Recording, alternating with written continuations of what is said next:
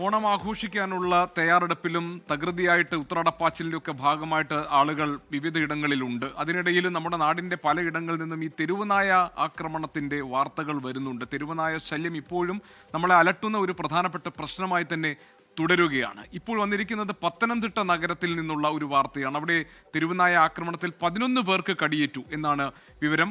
ഗുരുതരമായി പരിക്കേറ്റ ഒരു സ്ത്രീയെ കോട്ടയം മെഡിക്കൽ കോളേജ് ആശുപത്രിയിലേക്ക് മാറ്റിയിരിക്കുകയാണ്. കാതലിക്കേറ്റ് കോളേജ് ജംഗ്ഷനിൽ വെച്ചായിരുന്നു. പട്ടി സൈഡിൽ പോയപ്പോൾ ഞങ്ങൾ മാറിയതാ. ഇത് കയറി കടിച്ചതാ. കടിച്ചപ്പോഴത്തേനും കൈ എടുത്ത് കുടഞ്ഞോണ്ട് രക്ഷപ്പെട്ടതാ. എന്നെ കടിച്ചപ്പോഴത്തേനും ഒരു പുള്ളി വന്ന് ഓട്ടോ ഉണ്ട്. അപ്പോൾ അതിൽ കയറി ഞങ്ങളിങ്ങ് പോരുമായിരുന്നു. പിന്നെ ഇവിടെ വന്നപ്പോഴത്തേനും ട്രീറ്റ്മെൻറ്റ് തുടങ്ങി. ഇവിടെ അതേ പട്ടി തന്നെ കടിച്ചു എന്നും പറഞ്ഞ് ഞങ്ങൾ ഇവിടെ വന്നപ്പോൾ പറഞ്ഞായിരുന്നു. AV ജയശങ്കർ ഞങ്ങളുടെ പ്രതിനിധിയുണ്ട് വിവരങ്ങളുമായി. ജയശങ്കർ, ഇത് ഈ പത്തനംതിട്ട നഗരത്തിലാണോ ഈ സംഭവം ഉണ്ടായത്? 11 പേർക്ക് കടിയേൽക്കുക എന്ന് പറഞ്ഞാൽ വ്യാപകമായ ഒരു തെരുവുനായ ആക്രമണം, അതായത് വളരെ ഗൗരവത്തിൽ കാണേണ്ട ഒരു വിഷയമാണല്ലോ. ഇത് എവിടെയാണ്, എപ്പോഴാണ് സംഭവം ഉണ്ടായത്?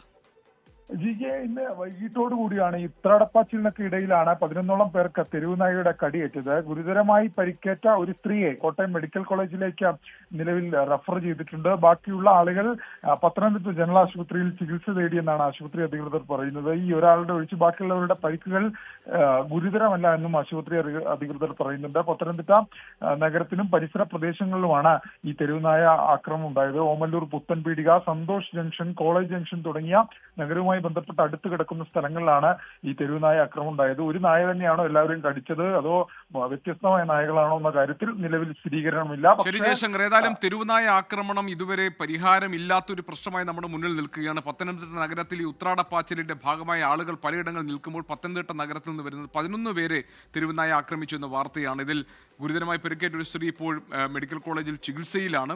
തെരുവുനായ ആക്രമണത്തിന് ശാശ്വതമായ ഒരു പരിഹാരം കണ്ടെത്തുന്നതിന് വേണ്ടിയുള്ള ആലോചനകൾ, അതിൻ്റെ ABC പോലെയുള്ള ഇത് പ്രതിരോധിക്കാൻ വേണ്ടിയുള്ള നടപടികളൊക്കെ ആലോചനയിൽ നിൽക്കുമ്പോഴാണ് വീണ്ടും ഇത്തരം സംഭവങ്ങൾ നമ്മുടെ നാട്ടിൽ നിന്ന് റിപ്പോർട്ട് ചെയ്യപ്പെടുന്നത്.